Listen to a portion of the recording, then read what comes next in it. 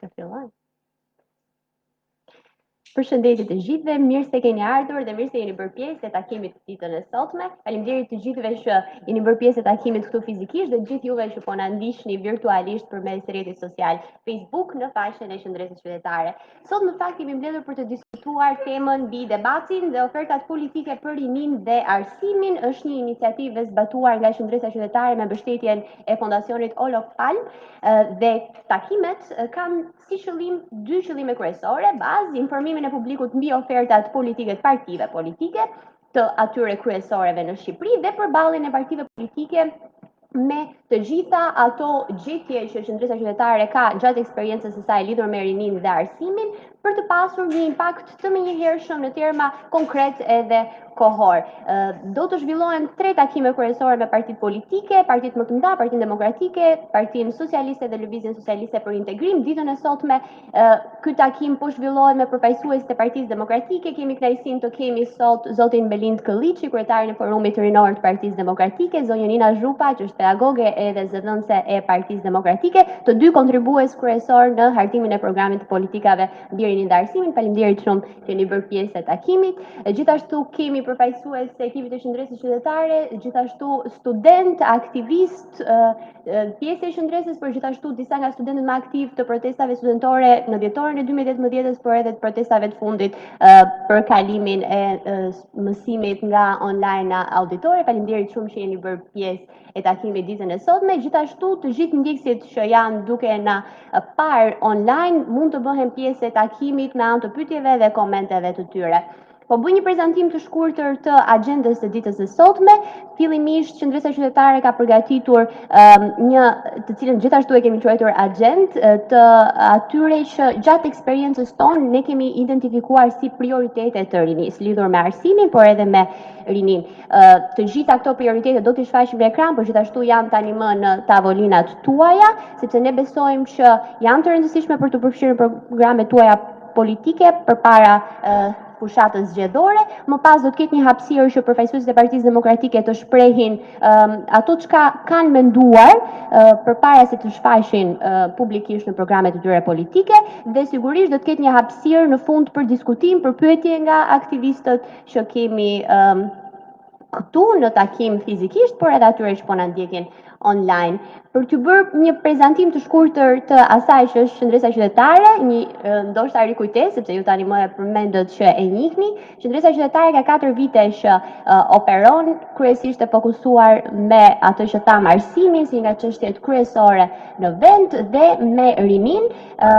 Këtë vit, në fakt, fokusi i Qendresës Qytetare, duke qenë se është vit i rëndësishëm, vit zgjedhor, është vendosur tek përfshirja e të rinjve në zgjedhje, për t'i informuar fillimisht të rinj, por edhe për të siguruar që se sa aktiv janë të rinjt në pjesëmarrje, jo vetëm si votues, por edhe për t'u zgjedhur, për të pasur të drejtën të zgjedhin dhe të zgjidhen. Dhe për të realizuar këtë, në datë 1 shkurt ne kemi nisur një fushat, të cilën e kemi quajtur Mos ri po duku, që ka si synim kryesor nxitjen e të rinjve kryesisht, por edhe të gjithë njerëzve në votime.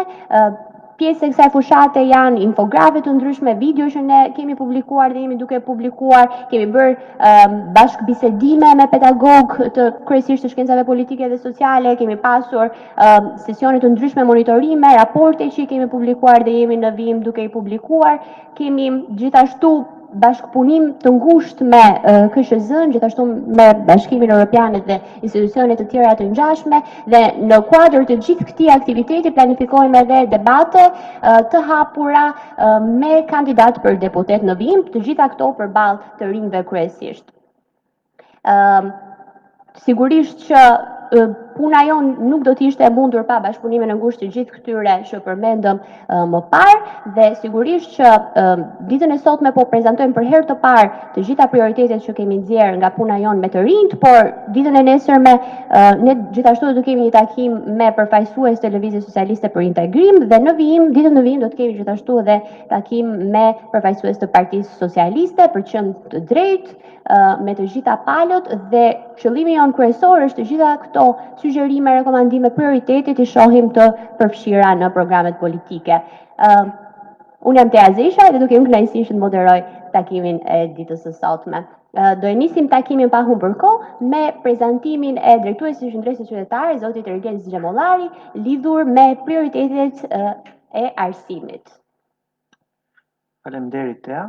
Së pari dua të falenderoj përfaqësuesit e Partisë Demokratike që janë bërë pjesë e këtij takimi. E shikoj me vlerë përballjen e ofertave dhe shikoj me vlerë diskutimin mbi përmirësimin e ofertës politike të rinjve. Ashtu siç e thatë Tea, ne gjatë 3 apo 4 viteve kemi nxjerr disa ekstrakte të gjërave dhe të problemeve që kemi identifikuar, qoftë nga mosbatimet e paktit për universitetin, planit kombëtar të veprimit për rinin, apo edhe premtimeve të bëra të mëparshme edhe në vitin 2013 dhe në vitin 2017, dhe nga fokus grupet që kemi realizuar me të rinj, kemi nxjerr disa pika të cilat ne i shohim si të rëndësishme për përmirësimin e cilësisë në arsim dhe për mbështetjen e të rinjve. Atëherë, pika e parë ne kemi titulluar vettingu në arsimin e lartë.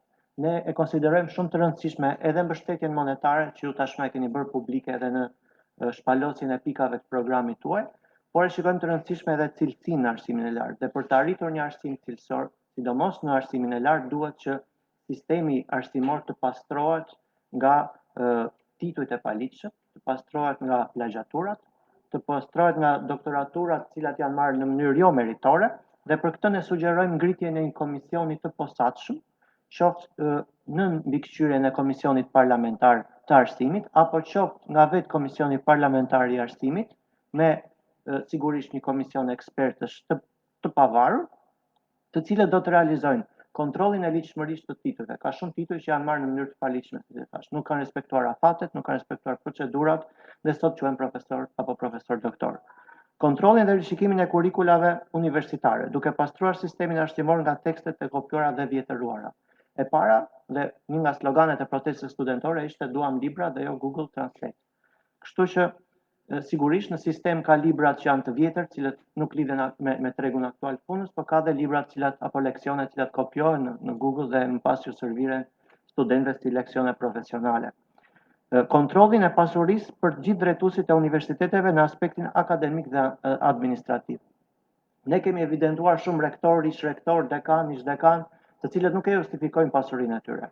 Kemi identifikuar shumë tendera dhe shumë abuzime apo keqpërdorime të parave të tarifave të studentëve, të cilat janë bler makina, goma, karburant, siguri godinash e të tjera. Dhe sigurisht që një vetting i përgjithshëm edhe në këtë aspekt do të shërbente përmirësimit të klimës universitare dhe qasjes të personave me integritet në drejtimin e universiteteve. Dhe së fundmi atë e cila është premtuar edhe në paktin për universitetin, kontrolli antiplagjatur për gjithë punimet shkencore të kryera në vendin tonë. Pra kjo paketë mund të vijë si një paketë për cilësinë e arsimit dhe mund të vijë dhe mund të realizohet, mund të merret përsipër nga një institucion apo organ shumë i rëndësishëm, siç mund të jetë Komisioni Parlamentar i Arsimit dhe nëse ju do ta merrni në konsiderat. Së dyti, një çështje tjetër në të cilën kemi 4 apo 5 vjet që përballemi, dhe jo vetëm ne, por dhe stafet akademike dhe studentët, është ligji 80/2015 apo ligji për arsimin e lartë, i cili tashmë ka bërë 5 vjet nga hyrja e tij në fuqi. Është një ligj që ka sjellë pasoja juridike, institucionale, të cilat janë kristalizuar më pas edhe me 36 aktet në ligjore, të cilat nuk kanë dalë akoma të gjitha, pavarësisht se shumica e tyre tashmë ka dalë dhe funksionon. Ne sugjerojmë që ligji të ndryshojë në disa pika. Dhe cilat janë këto pika? Së pari të rritet pesha e votës studentore nga 10 në 30%. Pse kemi sugjeruar këtë? Kjo ka ardhur si pasojë e një studimi që ne kemi bërë në disa vende të rajonit dhe të Europës, si Universiteti i Barcelonës, Universiteti i Bullgarisë dhe universitetet të tjera, ku pesha e votës studentëve ekziston si precedent në masën 30%, pasi refuzimi i kësaj kërkese të studentëve ishte se nuk ka precedent. Ka precedent për këtë peshë. E dyta është shumë e nevojshme dhe shumë aktuale në kontekstin shqiptar, pasi ne e dimë shumë mirë që universitetet shqiptare funksionojnë nëpërmjet klaneve dhe nëpërmjet marrëveshjeve të fshehta midis pedagogëve dhe drejtuesve të universitetit për të mbajtur karrigen, apo nga influenca e partive politike, apo edhe nga influenca e bandave kriminale, siç ka ndodhur në Universitetin e Tiranës. Kështu që shfuqizimi i peshës së votës nga pedagogët dhe kthimi i peshës tek studentët do të kthejë demokracinë dhe do të kristalizojë demokracinë në universitete. Ne për këtë kemi paraqitur edhe një nisëm ligjore në kuvend, por që ende nuk është marrë parasysh nga kuvendi aktual. Së dyti, ligji mund të ndryshojë në aspektin e autonomisë së kurrikulave. Sot pedagogët kanë vetëm 20% në dorë të kurrikulës që të bëjnë ndryshim për të ndryshuar lëndën e tyre. Ne, bazuar në një studim që kemi realizuar me rreth 30 pedagogë shumë të mirë, domethënë edhe profesor doktor, ata s'kanë sugjeruar që kurrikula të ketë autonomi deri në masën 40 apo 50%. Ligjërimi i mësimit në distancë. Ne sot universitetet tona po shkojnë në vitin e dytë që po bëhet mësim online dhe ne sot nuk e kemi në ligjin për arsimin e lartë të parashikuar mësimin online. Sigurisht që kjo duhet vinë në një ndryshim ligjor i cili mund parashikohet ose por që jo thjesht të themi që mësimi online lejohet, por të vinë në një procedurë të caktuar në mënyrë që mësimi online të mos bëhet nga mbrapa frigoriferit pedagogut apo tek dhoma e gjumit, por të bëhet në klasa të digitalizuara në universitet. Aplikimi i kredisë studentore. Ne kemi një ligj të arsimit të lartë i cili bazohet në modelin anglosakson, por nuk kemi realizuar pikën kryesore e cila bën të zbatueshëm sistemin anglosakson, pra i mundson studentit një kredi studentore, e cila pra kjo është një nga aktet në ligjore familjatora, e cila jep mundësi që të studiojë pavarësisht kushteve të tij ekonomike dhe më pas kur ai kthehet në profesionist, lan kredin me kalimin e viteve. Dhe një vlerësim real të pedagogëve nga studentët. Kjo nuk është realizuar, është bërë një sondazh për vlerësimin e tyre, por nuk kemi pasur asnjë rezultat për këtë çështje.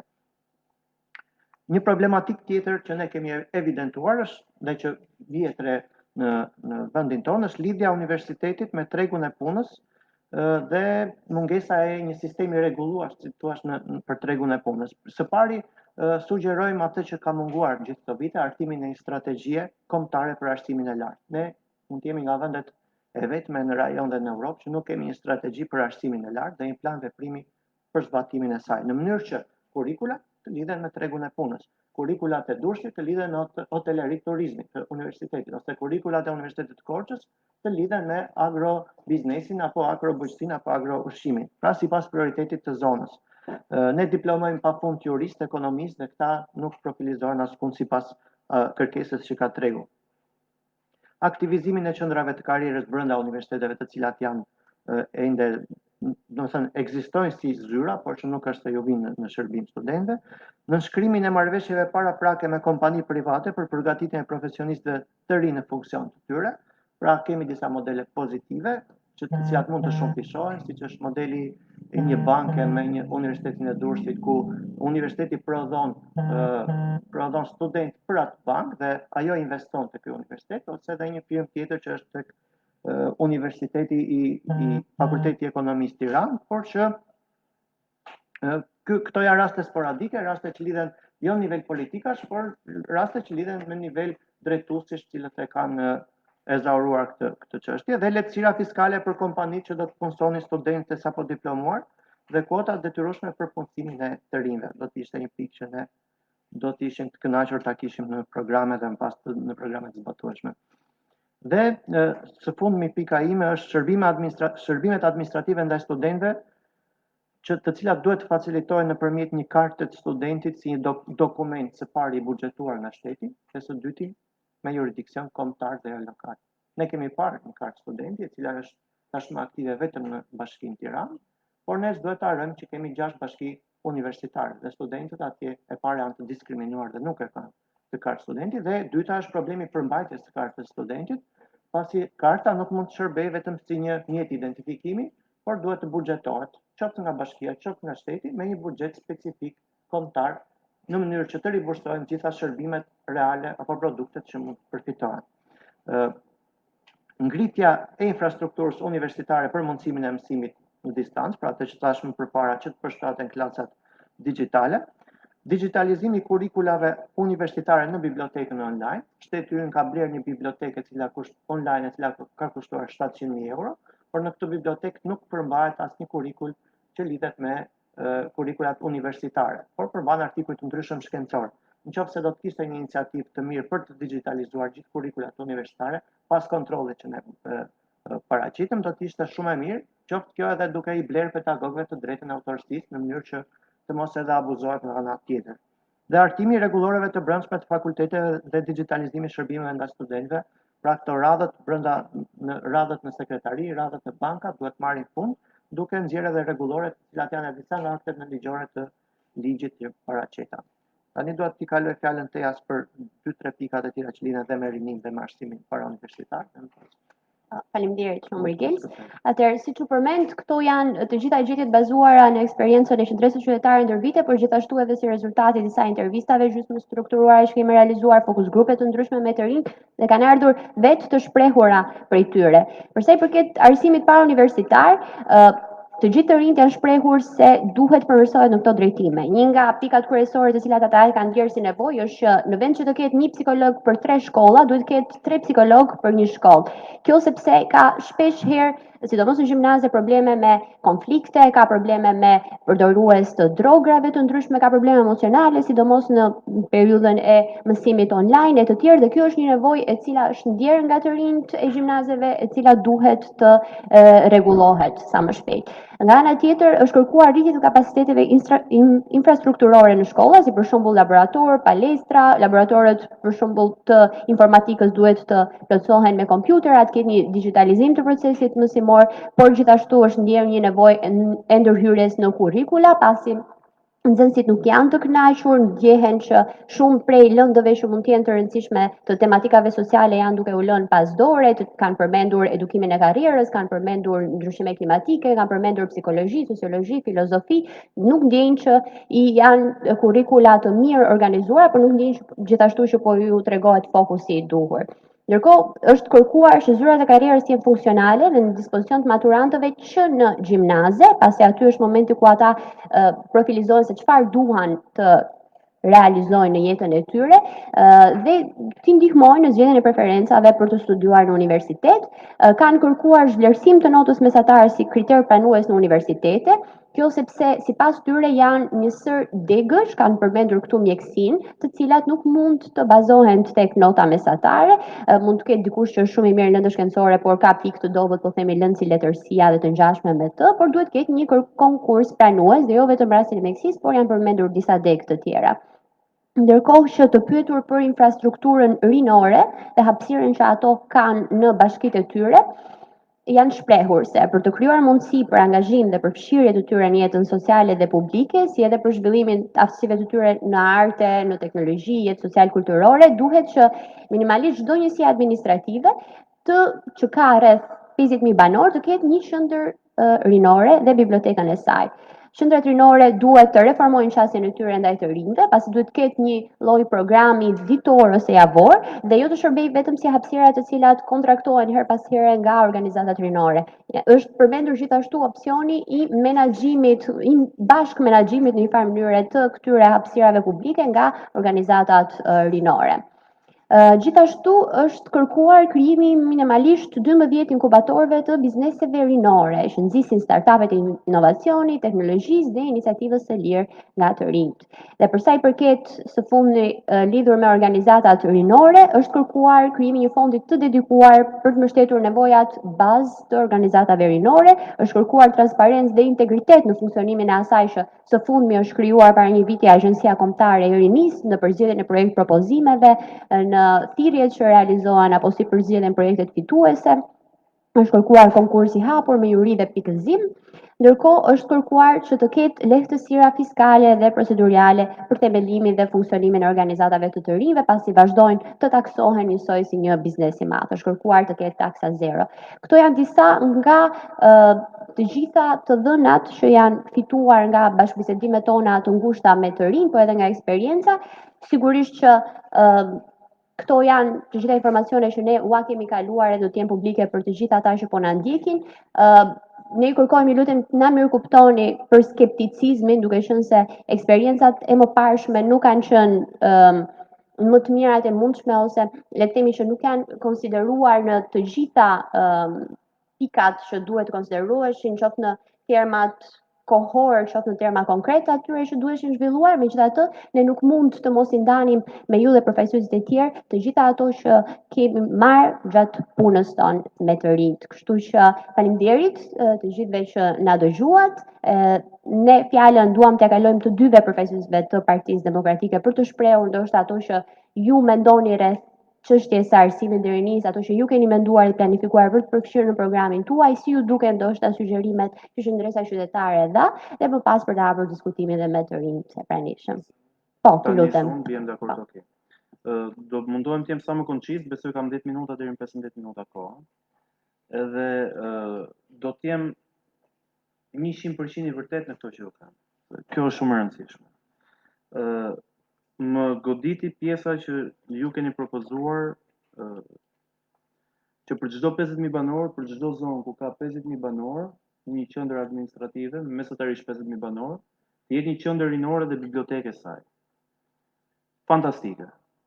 Pa diskutim pro. Ju jap një shembull konkret. Unë aktualisht jam drejtues politik dhe kandidat për deputet në 4 zona në Tiranë, ku mbuloj një nga 4 zonat është Unaza e Re. Në Unazë të Re jetojnë më shumë se 50.000 banor. Dhe në Unazën e Re, sot që ne flasim, nuk ka asnjë kopsht, asnjë qerdhe, asnjë shkollë fillore, asnjë gjimnaz, dhe ka një njësi kujdesi mjekësor, ambulante, me 2 infermierë që kanë ardhur para 3 muajsh. Nuk ka as rrugë. Dhe kjo është në një zonë që është e pozicionuar në mos gaboj 2.8 km larg nga qendra e Tiranës, dhe është vetëm 7 deri në 10 minuta me makinë. Propozimi juaj është shumë me vlerë dhe unë e mbështes 100%. Por duhet kuptoni që në Tiranë sot ka zona që në zemër të Tiranës kanë mangësi infrastrukturore të këtij niveli. Nuk flitet më për një sallë kinemaje ose qendër multifunksionale etj. Këto nuk ekzistojnë. Ju përmend Unazën e Re për shembull, sepse indirekt dua ta lidh me një aferë korruptive që është denoncuar pak më parë. Do thoni ju ku është lidhja, ja u nxjerr diku tjetër se pash që ke propozimet e juaja që unë i përkrah të gjitha dhe jam dakord. Mungon për shembull çështja e trajtimit të konvikteve. E kush e vën konviktet? Konviktet e sotme në Tiranë, kushtet në gjykimin tim, çfarë kam parë unë, janë të denja për vendet botës tretë, për standardet Afrikës Qendrore. Dhe kjo të vjen shumë keq. Dhe e gjithë kostoja e krijimit faciliteteve, e përmirësimit, e rikonstruksionit të konvikteve, do të mjaftonte me mos ndërtimin e vetëm 1 kilometri në lotin e parë në Unazën e Re, që do të ndërtojë me 24 milion euro për kilometër, dhe zgjidhet çështja e konvikteve për gjithë kryeqytetin. Domethënë janë kaq të thjeshta, ka vetëm çështje vullneti politik dhe mirë menaxhim të taksave dhe të buxhetit të shtetit, në gjykimin tim. Jam dakord me gjitha pikat që ju thoni, por më bën përshtypje që mungon pjesa e uljes tarifave, se ju jeni marrë shumë me paktin për universitetin. Një ndër pikat kryesore ka qenë tarifat e larta, që ligji i ri i arsimit lart, tash u bë ligj, nuk mund të themi më ligj i ri, por ligji i arsimit lart i rriti tarifat me 15 deri në 40%, dhe që tarifat sot janë të larta në universitet. Dhe që ne për këtë kemi dhënë zgjidhje konkrete. Partia Demokratike prej disa vitesh ka bërë publik qëndrimin e saj përmes ekipit që ka hartuar programin e rinis dhe të arsimit, por mbi gjitha përmes kryetarit Partisë Demokratike zotit Basha, që ne sapo të kemi mundësinë të marrim drejtimin e qeverisë, ligji i arsimit lart do të shfuqizohet dhe tarifat do të kenë një ndryshim të theksuar, duke nisur për gjithë ata studentë që vinë nga familje me të ardhura nën 64.000 lekë, tarifat do të zerohet me të ardhura familjare. Dhe në mos gaboj, 9 në 10 të rinj sot vinë nga familje me këto të ardhura. Dhe kryesisht i bie që në zonat rurale i bie që të investosh dhe të subvencionosh 100% të tarifave të studentëve. Për të gjithë studentët që vinë nga familje me të ardhura të tjera, pra mbi 64.000 lekë, ne kemi premtuar dhe do të realizojmë përgjysmimin e tarifës studentore. Do të jepen 5.000 bursa sociale për 5.000 studentë që vinë nga familje në kushte shumë të vështira ekonomike, që mund të jetojnë me ndihmë ekonomike ose fare pas një asistencë nga shteti, dhe që kanë të pamundur koston e jetesës, për shembull, të vinë në Tiranë, sepse konviktet kushtojnë, transporti kushton, jetesa në Tiranë është shumë e shtrenjtë, kushton jashtëmase. Këto janë 3 masa konkrete për që targetojnë kryesisht çështjen e tarifave studentore, duke qenë se ka qenë dhe një nga pikat kryesore të diskutimit edhe gjatë protestës studentore në 10 orë të vitit 2018. Më pëlqen jashtë mase propozimi juaj për lidhjen e universitetit me tregun e punës. Sot nëse mund t'ju përmend një shifër 61% e të punësuarve që kanë mbaruar një shkollë të lartë punojnë jashtë profili, dhe në mos gaboj, masa e papunësisë mes të rinjve në moshën 22 deri në 29 vjeç që kanë mbaruar bachelorin apo një master, sot është mbi 60% e papunë. Renditemi ndër vendet me nivelin e papunësisë të rinjt më të lartë. Thënë këtë, pa diskutim që duhet një ndërlidhje më e mirë e tregut punës me universitetet për t'i përgatitur të rinjt. Për këtë ne kemi propozuar 2 nisma konkrete. Nismën e parë janë stazhet e paguara një vit, 12 muaj, me 300.000 lekë të vjetra në muaj për 10.000 student. Dhe nisma e dytë është nisma Campus Ambassador, që është e adaptuar nga Anglia, ku çdo universitet, çdo institucioni arsimi të lartë ka një person ndërlidhës që ndërlidh nevojat e tregut të punës me profilet e të diplomuarve me studentët në universitetet respektive. Pra për të mundësuar një ndërthurje sa më të mirë dhe sa më të lehtë. Nuk e di, kam përshtypjen Ina do të ndalet ke pjesa e punësimit, nuk e di nëse do të prekësh baby bonus, se nuk dua që të përsërisim njëri tjetrin, apo mund ta prek unë. Ka një fokus kryesor programi i rinisë. Këtë radhë targeton një brez të tërë që rrezikon shuarjen. Me ritmet aktuale të shpopullimit dhe me ritmet aktuale të emigrimit, i bie që sipas parashikimeve të Bankës Botërore dhe të UN-it, Shqipëria shpopullohet në krye të 70 viteve. Me këto ritme të largimit të rinjve, të largimit të trurit mbi të gjitha. Problem shumë i madh është në këto 3 vitet e fundit emigrimi i atyre personave ose të rinjve që përbëjnë shtresën me të ardhurat mesme të larta. Pra, edhe ata që kanë punuar në sektor të mirë paguar, që marrin pagesa të larta, qoftë mbi 1.000 euro, punojnë në sektorin bankar, në sektorin financiar, në IT, kanë vendosur vitet e fundit të largohen nga Shqipëria. Dhe kjo është humbja më e madhe në fakt që po i ndodh Shqipërisë, sepse sot me pagat aktuale dhe me kushtet aktuale, unë gjykoj që është e pamundur për një të ri të krijojë një familje, për një çift të ri që të krijojë familje, të bëhet me fëmijë, sepse për herë të parë në 2020 duhet t'ju rikujtoj një statistikë që numri i vdekjeve ka kaluar numrin e lindjeve në Shqipëri dhe popullsia jonë po të kurret dhe pasuria jonë më e madhe që kemi patur, mosha mesatare më e ulët në Europë, po zhbëhet, po shkojmë drejt një moshe shumë më të lartë mesatare. Ne po humbasim pasurinë më të madhe që kemi patur, burimet njerëzore dhe moshën mesatare të ulët. Dhe kjo është një tragjedi që i ndodh vendit tonë. Dhe gjykoj që duhet kemi politika afatgjate, të paktën 10 deri 20 vjeçare, për të ndaluar këtë fenomen dhe për të mbajtur këtu shtresën e mesme, dhe për të mbajtur të rinjt këtu. Në funksion të kësaj që ju thash, ne kemi propozuar baby bonusin për shembull, që për çdo fëmijë që nga dita e parë që lind deri në moshën 5 vjeçare, qeveria do t'i kompensojë çdo muaj, do t'i jap një familje 30.000 lekë të vjetra në muaj për të përballuar shpenzimet që sjell ardha në jetë e një fëmie, që nuk janë të pakta. Sigurisht është një shumë jo shumë e lartë, por mjafton për të përmbushur edhe për të kryer disa nevoja imediate që mund të ketë një fëmijë i vogël.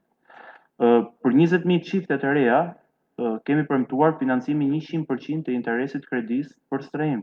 Pra në momentin që do të aplikojnë për një kredi për të marrë një shtëpi, qeveria do t'i paguaj 100% interesin e kredisë. Gjithashtu, në lidhje me nismën për ndihmën fiskale për kompanitë që punësojnë të rinj, dhe pse jo të kthehet edhe në një detyrim, dhe të kthehet në taksative punësimit të rinjve, kemi premtuar defiskalizimin për gjithë kompanitë e huaja kryesisht që vinë investojnë në Shqipëri, hapin vende pune, punësojnë të rinj meshkuj në moshën 29 vjeç dhe vajza në moshën 33 vjeç, me kontrata pune 1 deri në 3 vjeçare, po minimalisht 1 vjeçare, kemi sugjeruar subvencionimin dhe uljen e taksave me 1.000 euro për çdo të punësuar. Gjykoj që këto masa konkrete shërbejnë për të incentivuar të rinj që mos largohen nga Shqipëria. Vitet e fundit ne jemi përballur me fenomenin e brain drainit, me rrjedhjen e trurit, me ikjen e trurit, ikjen e personave të kualifikuar, kryesisht infermierët, ka zona rurale në Shqipëri, ka qytete, ka fshatra, ku nuk ka më mjek, nuk ka më infermier, dhe është shumë e nevojshme që trurin ne ta mbajmë këtu, por duke e mbajtur me një pagë dinjitoze, duke i krijuar mundësi për të mbledhur në Shqipëri, por mbi të gjitha duke i krijuar mundësinë për të krijuar familje dhe për të jetuar me paga dinjitoze në vend. Nuk dua të zgjatem më tej sepse do doja që ta kthenim edhe në bashkëbisedim, edhe nëse do të kishit ndonjë pyetje jam shumë i hapur për të përgjigjur. Faleminderit. Okay, faleminderit shumë Belind. Nuk e di nëse dëshironi që ta trajtojmë në formë diskutime apo dëgjojmë dhe Inën edhe pastaj. Po që ta keni vizionin më. Po, okay, dëgjojmë dhe Inën. Po, okay. Se do shta bëjmë pyetje për ato që do prezantohen edhe ndaj mendoj që është më mirë. Në radhë të parë dua t'ju përgëzoj për iniciativën. Ju kam ndjekur vazhdimisht, keni qenë tetë aktiv në monitorimin e universiteteve, të buxheteve të tyre, në protestat studentore dhe tashmë në propozimet që jepni për forcat politike në mënyrë të tillë që të reflektohen ato që ju keni evidentuar si problematika duke u kthyer në zgjidhje për rinin shqiptare dhe për këtë ju përgëzoj. Unë, siç e dini, vi vetë nga bota akademike, jam pedagoge në Universitetin e Tiranës në shkencat politike dhe i di shumë mirë se ku na pikon çatia për sa i përket arsimit të lartë dhe pikërisht për këtë një nga vendimet e para të qeverisë Basha do të jetë shfuqizimi i ligjit të arsimit të lartë. Ky ligj e ka degraduar më shumë gjendjen e universiteteve shqiptare, duke përfunduar në një ligj i cili studentëve i vendos një barrë shumë të madhe që është barra e pagesës, duke i thënë që ju jeni fitues në një universitet privat, të cilin duhet ta paguani shtrenjtë, ka rritur tarifat në mënyrë të tillë që universitetet të përballonin mbajtjen me rroga të pedagogëve, duke i lënë në mëshirë të fatit pedagogët, a nxirret dot rroga e 11 dhe 12 apo jo, duke bërë që të ulet standardi në universitete, duke u munduar të mos ngelim askënd, të hapim dyert edhe pse kemi apo nuk kemi kushte në mënyrë të tillë që të marrim pagesat nga studentët që të përballojnë shpenzimet universitetet. Dhe kjo është një gjendje e mirë e shkaktuar nga këto 8 vite dështim të Edi Ramës. Ju e thatë sepse ju doni të jeni të barazdarguar dhe unë ju vlerësoj për këtë që do të dëgjoni dhe ofertën e Partisë Socialiste. Nuk keni çfarë dëgjoni. Nuk ka ndonjë ofertë politike dhe ka 8 vjet që mund të bënte çfarë të donte. Mund të bënte të gjitha këto ofertat që mund t'ju thotë juve, mund të bënte realitet. Nuk ka bërë asgjë. Kështu që ju mund ta dëgjoni për fair play, por dijeni që ata po qeverisin dhe sot që ju flasin. Çdo gjë mund të ishte bërë dhe mund të bëhej, por kanë dështuar dhe nuk ka pse as ju dhe as kush tjetër t'i besoj që ato që mund t'ju prallisin mund të jenë të vërteta. Dhe ndaj ju e nisët me shumë të drejtë me mosbesimin për ato që thonë forcat politike. Sepse keni drejt, sepse keni 8 vjet që ju kërkoni një gjë dhe merrni një gjë tjetër. Që kërkoni një kartë studenti funksionale dhe merrni një kartë studenti që mund të bleni bluzet e një këngëtari. Kjo nuk funksionon në asnjë vend tjetër evropian ku shteti, ne jemi shteti sot, qeveria shqiptare është e fundit në Europë për shpenzimet që jep për arsimin dhe për studentët.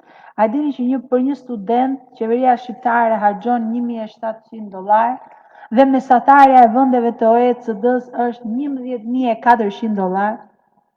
Po përkundrejt saj ne kemi tarifat më të larta. Po ti shikosh në proporcion me pagesat që kemi, me nivelin e jetesës, me rritjen ekonomike që kemi, ne kemi tarifat më të larta në Europë. Për një popullsi që është të jetë e varfër. Sot shkon për buxhetin e arsimit në përgjithësi 2.3% e GDP-s. Ne do ta dyfishojmë atë. Ne do të dyfishojmë buxhetin për arsimin e lartë. Ju e dini shumë mirë sepse keni bërë dhe studime dhe unë i kam lexuar me shumë kënaqësi se si parat shkojnë për roje, për godina, për lyerje, për luks. dhe në fakt 0.02 shkon për kërkim shkencor. Si mund flasim për universitetet cilësore, për dije në qoftë se nuk japim prioritet kërkimit shkencor. E kjo do t'jetë prioritet qeveritar, ku qeveria buxhetin e vet do t'ja çojë universiteteve dhe arsimit me fokus dijen, kërkimin shkencor, teknologjinë. Po të shikoni universitetet, dhe ju i keni parë, bëjnë deg të tilla si informatika apo inxhinieria me kompjuter të 98-s, apo me mjete pune që kanë bërë prindrit tanë. Kur një brez shkon atje, gjen të njëjtat pajisje që kanë në Universitetin Politeknik, që kanë punuar dhe prindrit e tij me të njëjtin profesion. Ndërkohë që bota flet për robotikën, ka ecur përpara dhe prioriteti i Partisë Demokratike do të jetë pikërisht inovacioni, teknologjia. Dhe ne do të vëmë në dispozicion 5 milion euro çdo vit për të financuar sipërmarrjet e reja, sidomos të studentëve të rinis, sidomos në fushën e inovacionit, në fushën e teknologjisë, por dhe kudo tjetër që ata të kenë mundësi që të vetë punësohen, por edhe të punësojnë të tjerë. Ju me të drejtë fillimisht u përqendrua tek vetingu, unë i kam lexuar pikat tuaja me shumë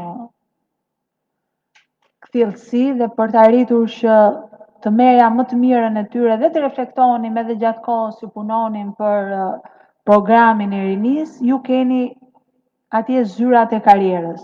Unë vetë në karrierën time kam drejtuar zyrë karrierë në universitet dhe kam qenë dekane e studentëve.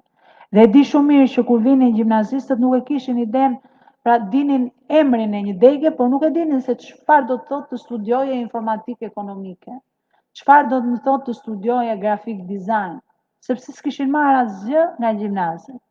Dhe është në pikat e programit Partisë Demokratike që zyrat e karrierës, siç e kishit edhe ju atje, të jenë funksionale, të jenë të fuqizuara, të kenë staf të përhershëm me pagesë të cilët do t'ju shërbejnë gjimnazistëve për të bërë zgjedhjen më të rëndësishme të jetës tyre, profesion, i cili nesër do t'ju kushtojë punësimin, i cili nesër do t'ju kushtojë në farë mënyre të ardhurat, krimin e familjes dhe gjithçka tjetër.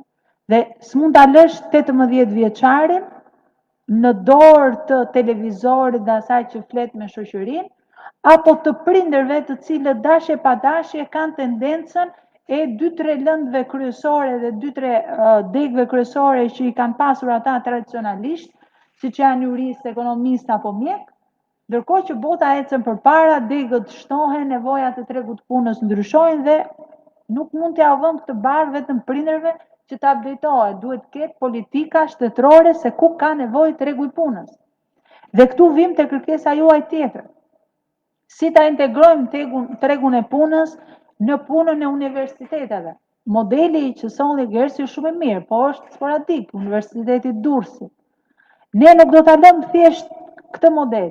Ne do të fillojmë që me hartimin e kurikulave bashkë me njerëzit, përfaqësuesit e biznesit për të parë se ku janë nevojat dhe çfarë duhet të mësojë studenti që të shërbejë atyre, me atë që është praktika profesionale pastaj në të sigurta, të paguara nga shteti dhe bordet e tregut të punës në për universitete, ku përfaqësuesit e bizneseve janë pjesë integrale e universitetit dhe mësimi bëhet gjysmën e kohës në universitet, të gjysmën në për biznese, në për shoqata, në administratën publike, në kudo sipas në spital, pra atje ku ti po merr profesionin.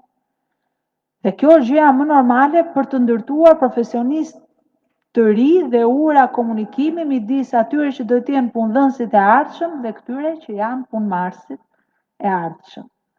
Sepse të gjithë e keni dëgjuar që kur dilni në punë thonë duhet të kesh eksperiencë. Si mund ta fitojnë eksperiencën kur gjithmonë ka një moment të parë? Dhe këtë e ka facilituar pikërisht kjo pikë e programit që ju momentin e parë e keni të garantuar sepse një vit do punoni me rrok 300.000 lekë pranë një biznesi, pra një kompanie e cila pastaj bëhet pjesë e juaj në kuptimin që e ka shumë më të vështirë që t'ju heqi, ndërkohë që keni kontribuar e njihni sistemin, sesa e ka të lehtë që t'jeni pjesë e stafit tyre, sepse tashmë keni eksperiencën që ata kanë nevojë dhe jeni mësuar me ta. Nga ana tjetër, se nuk dua t'ju ha shumë kohë, dua t'ju jap edhe juve mundësinë. Ne do të ndërtojmë dhe ju e kishit atë.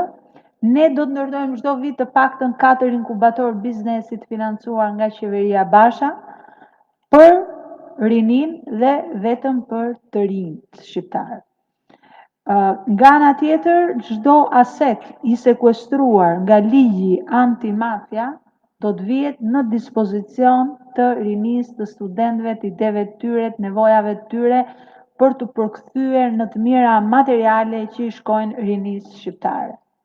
Dhe jo mos merret vesh se çfarë bëhet, apo të zhduken drejtim paditur, apo të jepen oligarkut radhës për të shfrytzuar ato, por të vijen në shërbimin tuaj se ju jeni e ardhmja dhe ne kemi nevojë që të zhvillohet rinia, sepse kështu zhvillohet e gjithë Shqipëria. Nëse fitoni ju, fiton Shqipëria.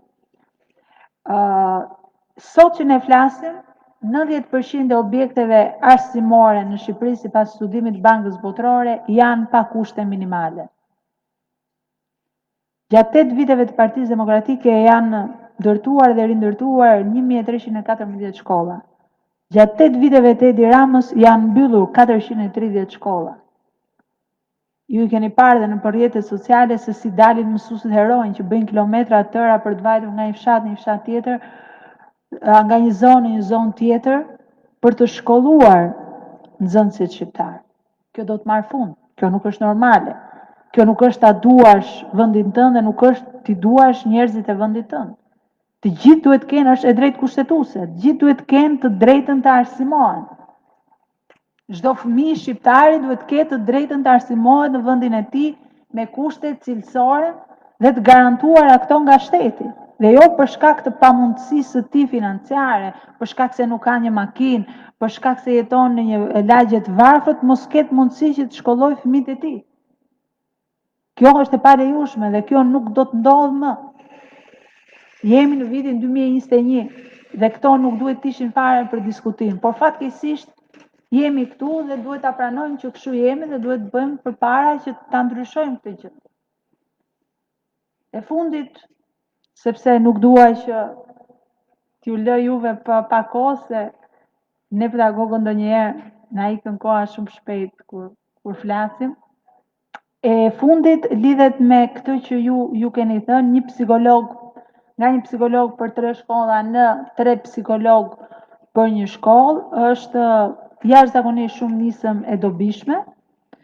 I kemi parë se si nga modelet edhe nga shtimi i rasteve që japin edhe emisionet investigative të shtimit të drogës në shkollat tona, të shtimit të dhunës në shkollat tona të mesme, është jashtëzakonisht shumë e domosdoshme që psikologu të jetë në prezencë të përhershme, të kenë një skedulim, të kenë një agjendë ku gjithse cili nxënës e takon psikologun pavarësisht nëse ka apo jo nevojë. Pra, duke i skeduluar gjithë në mënyrë të tillë që ai të flasi dhe të ketë mundësi të shprehet, kur sot e kemi thjesht nëse e kërkon vetë nxënësi apo nëse e thret drejtoria për një nxënës problematik.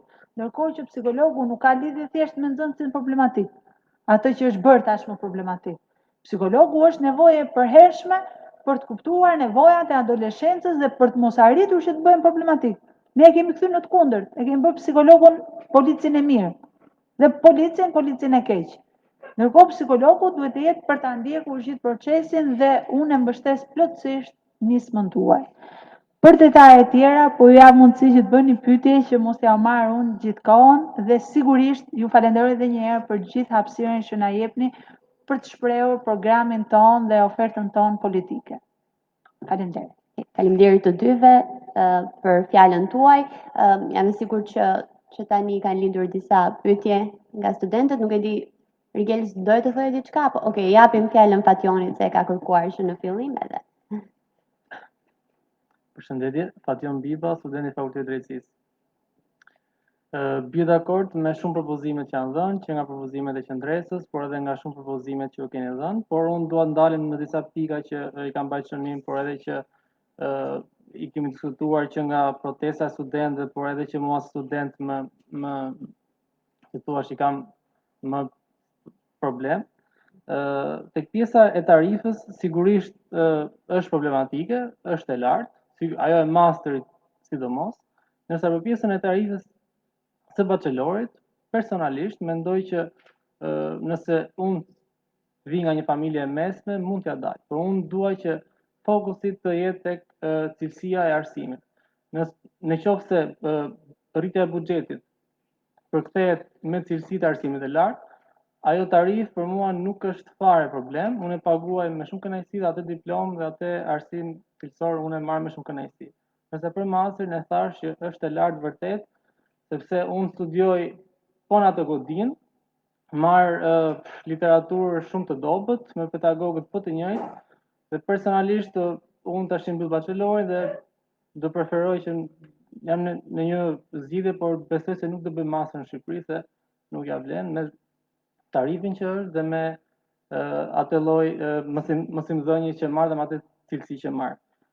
Për sa i përket ligjit të arsimit të lartë, që është temë shumë e diskutuar që nga protesta, por edhe më para që nga momenti i miratimit të saj, është diskutuar shumë tek pjesa në kohën kur bëi protesta, edhe nga zoti Basha, kur thuaj që kur do vinë pushtet do e rrëzojnë, edhe atëherë thuaj që do vi me një propozim, por nuk erdhi kurrë. Pra, po gjem shpesh artikulimin që do rrëzohet. Okej, do rrëzohet ky ligj, po një propozim konkret. Se në mendimin tim, nëse do bëhet një reformim i arsimit të lartë, ligji nuk është e vetmja hallk.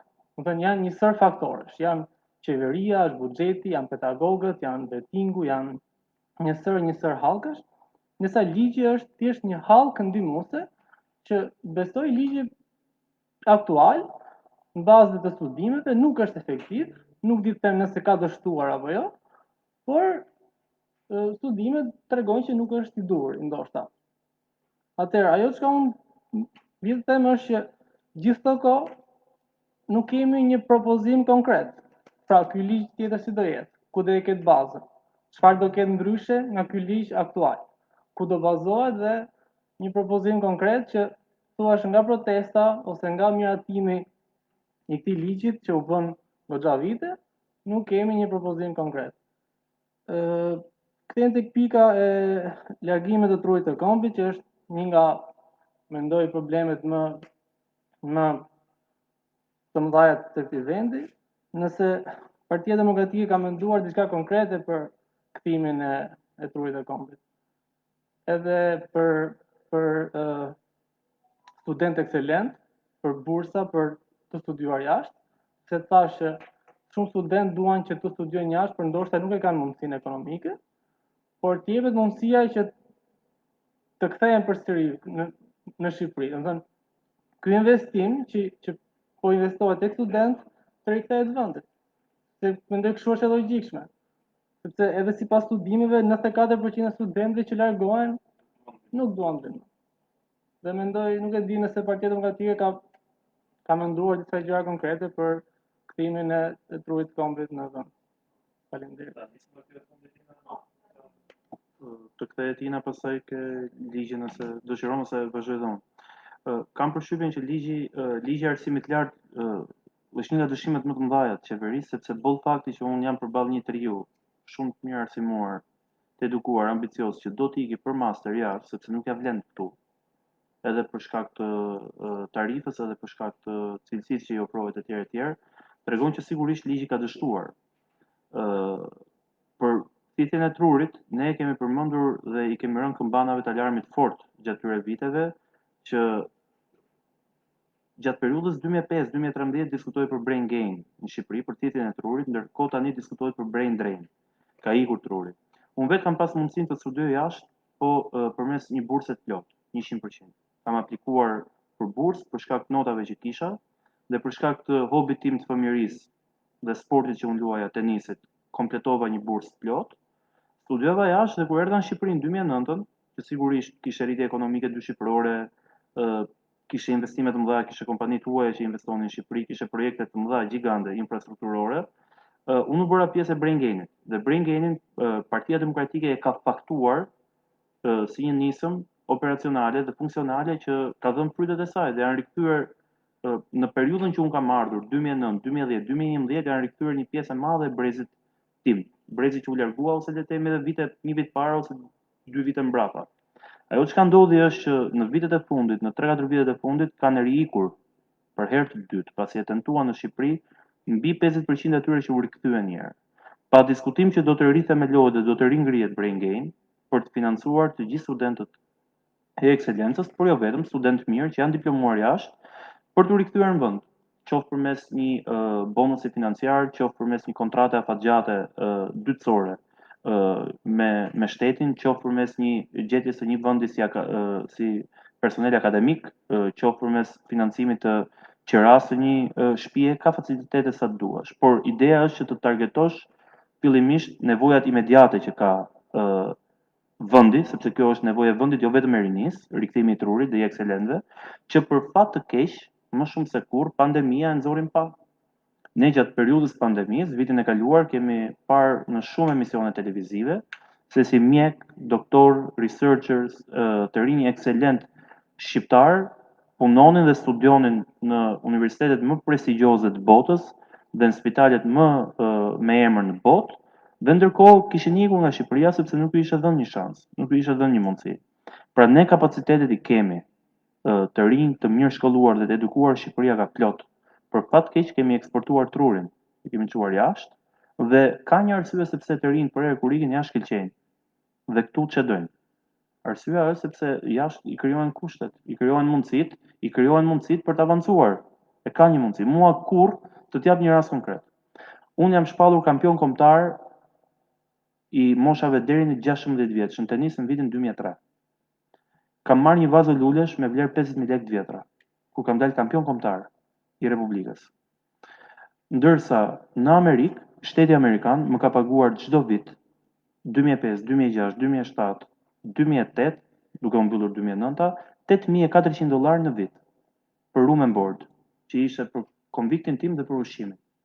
Pra, unë familjes time i kam kursyer pothuaj $33.000 për 4 vite, vetëm duke luajtur tenis në një universitet normal në Amerikë, nuk kam qenë në një universitet Ivy League, ndërkohë që në Shqipëri, Federata Shqiptare e Tenisit mua më dha një vazo lulesh, kur dola kampion kombëtar moshash.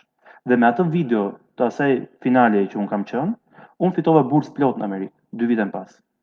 Domethënë diferenca është kolosale dhe pa imagjinueshme. Për sa i përket ligjit të arsimit lart, ne në 2018, kur kemi thënë gjatë gjithë kohës që do ta shfuqizojmë, sigurisht nuk mund të paraqisim në atë moment ofertën tonë, por dhe sot kam përshtypjen që kemi qenë tema se konkret me ato çka kemi diskutuar. Pra kemi folur me shifra, kemi folur me përqindje, me statistikë dhe kemi folur mbi baza konkrete. Po për më shumë kam përshtypjen edhe Ina do të plotësoj diçka.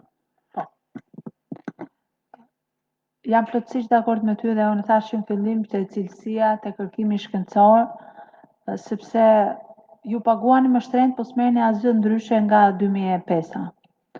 Në qoftë se për një vit bachelori në vitin 2005 apo në vitin 2013, s'ka nevojë t'i kthehem. Në vitin 2013 para se të merrte qeveri Rama, ju paguheshit 300-350.000 lekë të vjetra. Sot paguen 700.000 lekë e si për të vjetra për një vit, me të njëjtat kushte, me të njëjtat cilësi, pa asnjë ndryshim. Pra ju thjesht paguani më shumë, por nuk është se ju ka ndryshuar ndonjë gjë.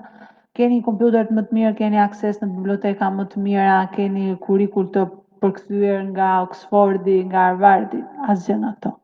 Pra thjesht paguani për roje apo për dyerje godinash. Nga ana tjetër, ligji i arsimit lart ti ke një të drejtë, po ti je jurist dhe e di që po s'bëre kuadrin ligjor, çdo gjë tjetër pastaj që mund të ndryshojë, nuk e ndryshon dot thjesht siç del Rama në Facebook dhe ta themi dhe ne në Facebook, por duhet ndryshuar me një kuadër ligjor. Ndaj themi ndryshimi fillon nga ligji, sepse do jemi gjithmonë korrekt, do zbatojmë gjithmonë ligjin dhe do t'i bëjmë çdo gjë sipas rregullave dhe asgjë sipas dëshirave të momentit të cilit do ministër, apo kryeministrit Basha që nuk është fare as në tipin që të punoj jashtë ligjeve dhe me dëshirat momentit.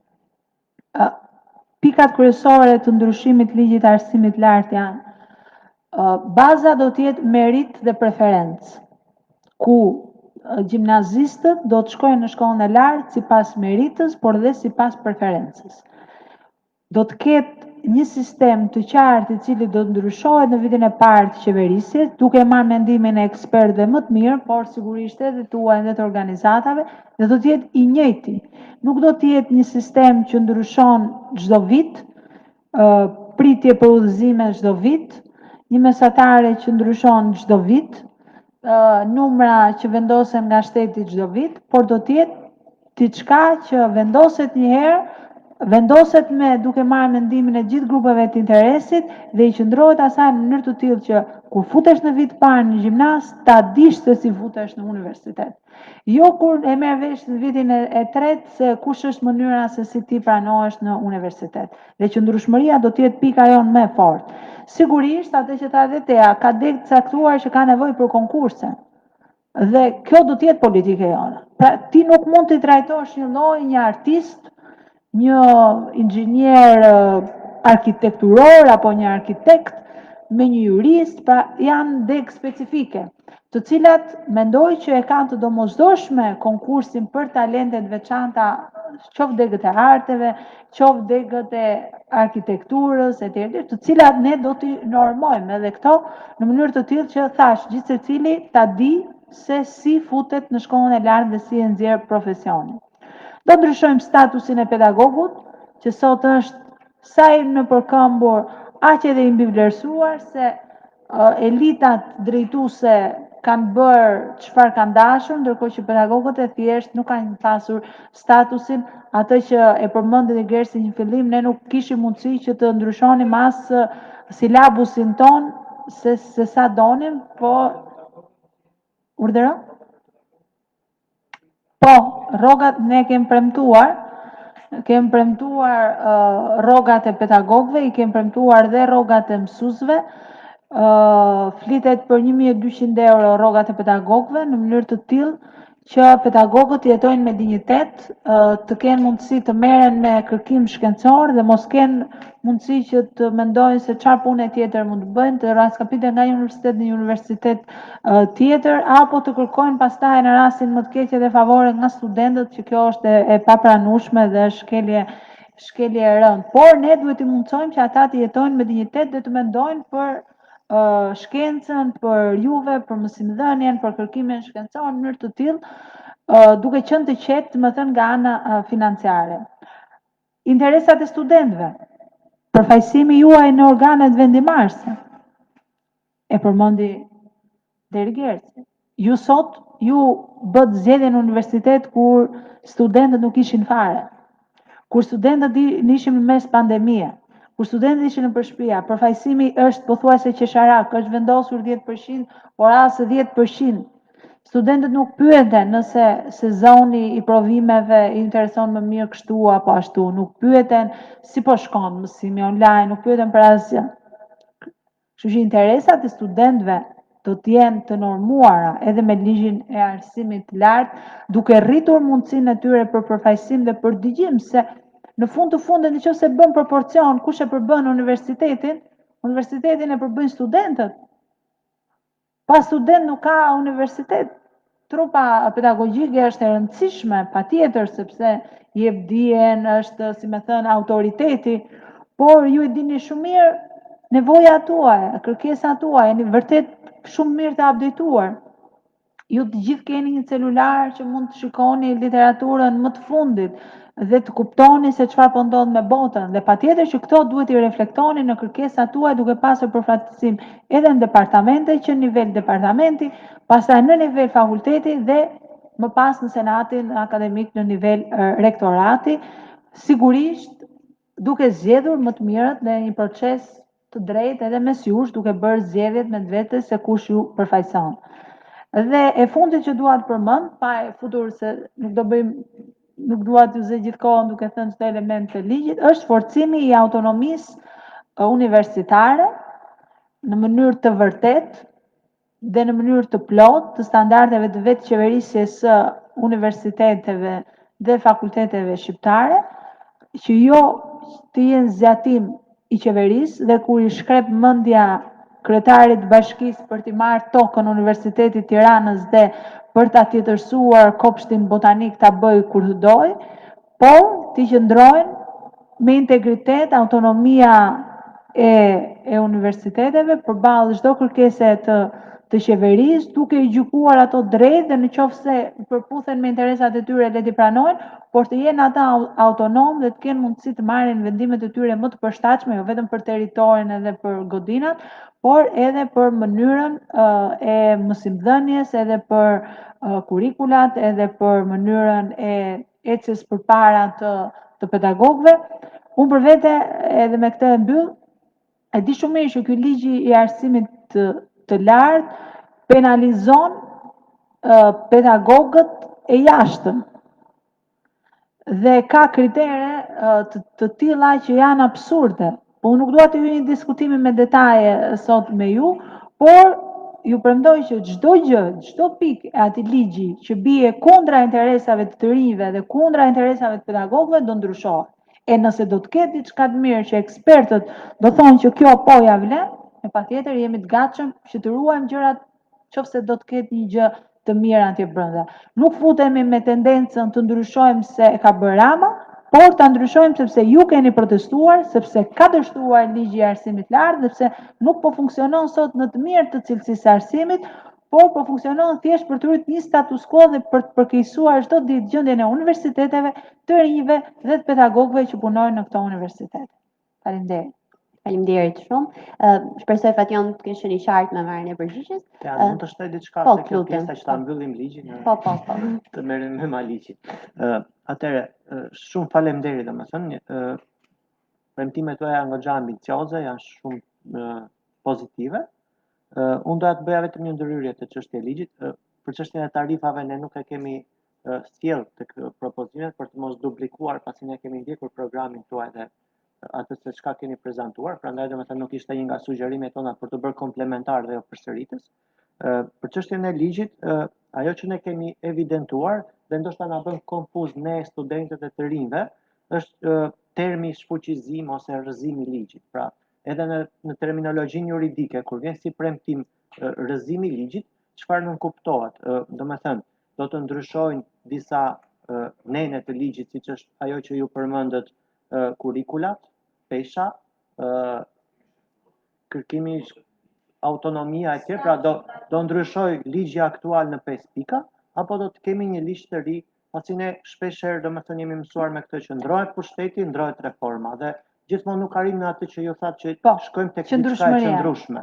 Atëherë, kontrolli i lartë i shtetit në vitin 2018 ka bërë një raport për ligjin e arsimit të lartë dhe drejtuesi i atëhershëm është një nga drejtuesit tuaj politik. Dhe kontrolli i lartë i shtetit thotë që ligji i arsimit të lartë është një ligj i mirë, por është një ligj i papërfituar mirë nga struktura, qoftë nga ana e universitetit, qoftë nga ana e Ministrisë së Arsimit. Pra, kemi një ligj i cili nuk zbatohet nga struktura dhe nëse ne do t'ju japim më shumë autonomi universiteteve, ato me autonominë që kanë dhe po i shpërdorojnë paratë studentëve. Ne shikojmë çdo ditë se si bordet, se si drejtuesit i shpërdorojnë. Ministria nga ana tjetër s'ka bërë asnjë kontroll, e ka pasur në dorë. Ministria shpërdoron për vete ato që ka. Ka bërë vetëm mirë kontroll Universitetit të Tiranës dhe ka bërë kontroll politik, nuk ka bërë kontroll financiar.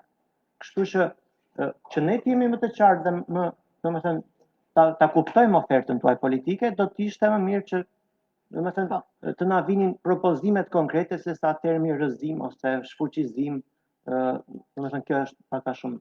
Unë sapo e thash, ne do të punojmë me këto pika që unë ju prezantova dhe thash që jemi plotësisht të hapur që sipas mendimit të ekspertëve të ruajmë pjesë të mira që nëse ka ligjit dhe të integrojmë me ligjin e ri. Patjetër që do ndryshohet, sepse keni kërkuar ju të ndryshohet, e kanë kërkuar studentët të ndryshohet, e kanë kërkuar pedagogët të ndryshohet, dhe nuk ndryshohet sepse ndryshohet thjesht qeveria dhe hajde të bëjmë një ndryshim, por ndryshohet sepse ju a keni kërkuar dhe qeverisë aktuale të ndryshohet, sepse ka probleme, sepse nuk po funksionon, sepse është problematik Dhe prandaj ne premtojmë dhe kemi marrë angazhimin, Lulzim Basha ka marrë angazhimin që ta ndryshojë si i përshtatet më mirë të rinjve, studentëve, pedagogëve dhe ecën përpara të arsimit, në mënyrë të tillë që të gjithë të fitojnë një arsim më cilësor, atë që tha edhe djali pak më përpara. Dhe ky është qëllimi, nuk është thjesht qëllimi, po vim edhe hajde ta ndryshojmë për ta ndryshuar.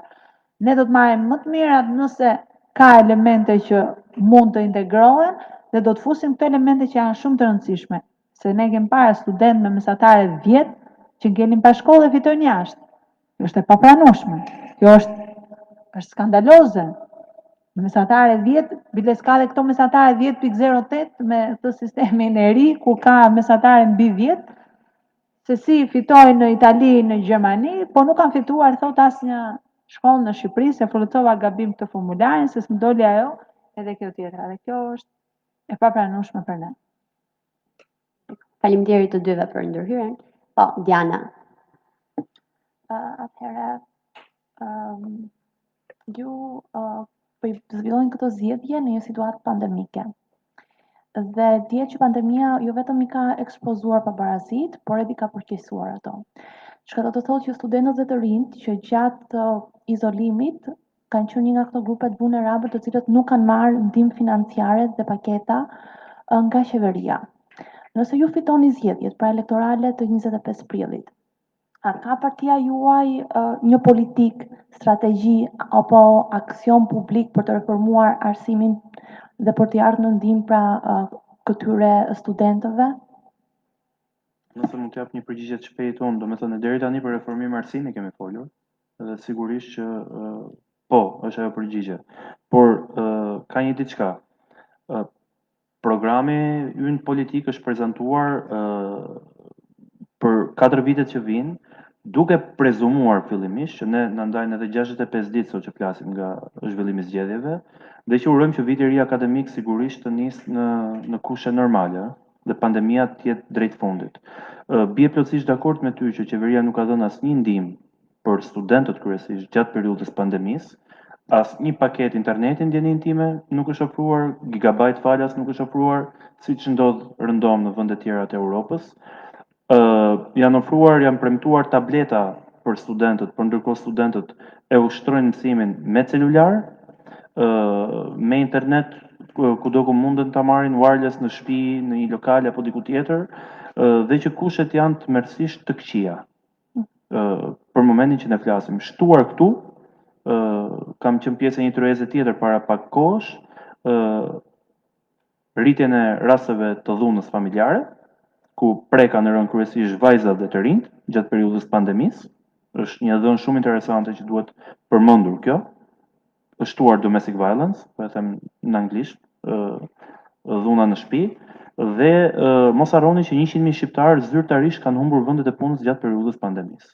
Kryesisht prindër që me kursimet e tyre çojnë fëmijët për t'u edukuar. Kështu që patjetër që po, por uroj, shpresoj, duke dashur të jemi edhe pak optimist, edhe pak dalim nga kjo gjendje e rëndë psikologjike që kemi 15 muaj, sepse përmes pandemisë COVID-19 na ka goditur dhe tërmeti i nëntorit 2019-s, që ka qenë një tërmet, një fatkeqësi natyrore, por ka qenë dhe tërmet ekonomik për gjithë familjet shqiptare. Kështu që uroj dhe shpresoj që sa më shpejt ne dalim nga kjo situatë dhe uroj që viti i ri akademik pa diskutim të nisë në kushte normale. Shpresoj. Faleminderit. Faleminderit Diana. Donata? Një problematik tjetër që do e shtoja unë në lidhje mbi çështjet rinore është indiferenca e të rinjve ndaj protesteve zgjedhore. Pra, në një farë mënyre kjo është përkthyer qoftë në largimin e tyre përpos arsyeve që tashmë i dim dhe rrethanave që i detyrojnë ata të largohen nga vendi. Ndërkohë nga ana tjetër, ne ndër vite të rinjt i shikojmë më shumë si kur e fjala e ligjerimeve që mbahen nga figurat politike, kandidat për deputet ose për kryetar bashkie, por ndërkohë konkretisht ne nuk i shikojmë ata si diçka tepër parimore dhe kryesore në programet politike. Nisur dhe nga programi politik rinor që ju keni lançuar tashmë, e keni publikuar, pyetja ime do lidhet se çfarë metodash ju ose çfarë strategjie do përdorni që këta të rinj të jenë të informuar mbi programin tuaj politik kryinor, që ata ta dinë se çfarë ju ofroni konkretisht, jo vetëm mbi programin tuaj, por edhe të partive të tjera në fjalë, për ta ditur dhe për të informuar dhe të shkojnë drejt kutive të votimit në një farë mënyre të informuar se çfarë ju realisht ofroni. Faleminderit. Faleminderit. Ju vetë po bëni diçka të tillë sot. Po na ndihmoni se si të informohem në të gjitha mënyrat dhe kjo është një mënyrë shumë e mirë, duke bashkëbiseduar live me ju, por duke dhënë edhe ju në rrjetet tuaja sociale se si të japim alternativën tonë. Do të shfrytëzojmë të gjitha mënyrat, i kemi shfrytëzuar, kemi fatin e madh që kemi një organizatë vitale siç është Forumi Rinor i Partisë Demokratike, dhe është e shtrirë në çdo cep të Shqipërisë. Kryetaren e forumit e keni këtu, e keni vetë kandidat për zgjedhje. Rinia është tetë e motivuar, Rinia Demokrate, për ta përcjellë këtë program dhe për ta çuar këtë në çdo derë, në çdo shtëpi, tek çdo i ri, për treguar alternativën tonë dhe e shikojmë në çdo takim, e shikojmë në rrjetet sociale se si Rinia e ka përqafuar programin tonë, se si Rinia do të jetë promotor i ndryshimit dhe se si me 25 prillit do të shikoni pjesëmarrjen më të lartë që ka bërë Rinia ndonjëherë në votime dhe jam e bindur dhe u garantoj që e gjitha do të jetë vot kundër Ramës dhe vot pro Partisë Demokratike dhe pro Lulzim Bashës, jo vetëm për programin, por për ekipin dhe për mundësinë që do t'ju japi çdo njeriu ta gjejë veten tek ajo që ne paraqesim si program politik dhe si ekip politik. Faleminderit. Faleminderit për përgjigjen. Nuk e di nëse ka një pyetje të fundit. Po, Diana. Programi juar për të rinj dhe arsimin duket shumë ambicioz, por sa kohë do i duhet partisë tuaj për ta implementuar dhe për të arritur këto objektiva? Kur do fillojmë ne të shohim ndryshime? Premtimet kryesore i kemi brenda një mandati 4 vjeçar, sigurisht brenda vitit parë të mandatit parë do të kemi ligjin e ri pra të arsimit lartë dhe do të nisi qoftë pagesa e stazheve, 10.000 stazheve, do të marrin jetë të gjitha nismat që ne kemi propozuar dhe i kemi premtuar të rinjve. Besoj se një mandat mjafton për treguar, mandati i parë mjafton për treguar modelin dhe qasjen që ti ke ndaj një problemi dhe ndaj një fenomeni të caktuar shoqëror. E rëndësishme është shumë komunikimi dhe unë gjej rastin t'ju falenderoj se duke parë që edhe kemi kaluar limitet, mua më duhet të shkoj në një takim tjetër elektoral, Ina kam përshtypjen ka një impenjim. Gjej rastin t'ju falenderoj dhe ju për këtë medium edhe për këtë tryez trombullake do ta quaja diskutimi, sepse shërben për të informuar të rinj në lidhje me masat konkrete që ne kemi.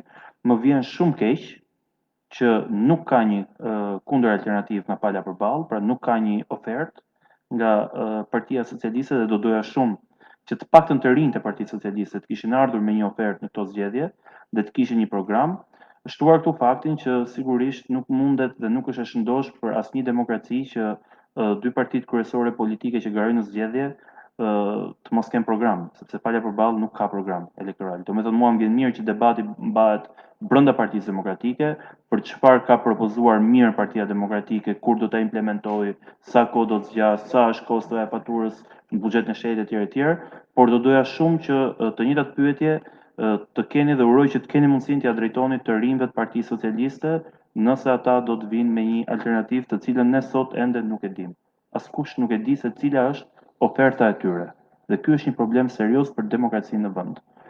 Thënë këtë, faleminderit edhe një herë, edhe Faleminderit. ju uroj sukses në punën tuaj. Faleminderit për fjalën, faleminderit që ishit sot të pranishëm në takim, faleminderit juve për diskutimin dhe faleminderit që atyre që na ndoqën virtualisht.